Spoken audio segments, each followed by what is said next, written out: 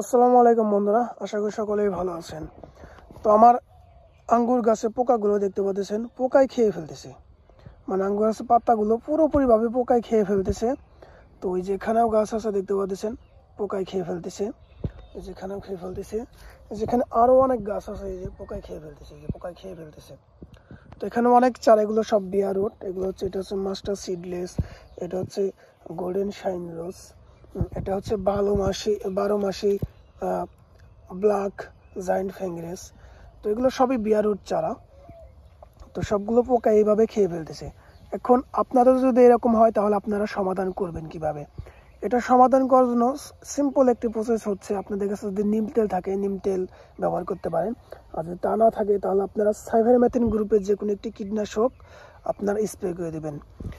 আপনার গাছটি যদি আমার গাছের মতো এরকম কচি পাতা হয় তাহলে অবশ্যই 1 লিটার পানিতে 1 মিলি পরিমাণের একটু কম দিবেন।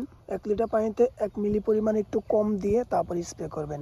আর যদি বাড়তি পাতা বা বড় গাছ হয়, মানে চারা গাছ ছাড়া বড় গাছ এরকম খেয়ে ফেলে, তাহলে 1 মিলি করেই দিবেন। দিয়ে বিকেলবেলায় সুন্দর করে গাছটাকে ভিজিয়ে স্প্রে করে দেবেন। বিকেলবেলা সুন্দর করে ভিজিয়ে স্প্রে করে দিলে দেখবেন এই সমস্যাটার সমাধান হয়ে যাবে।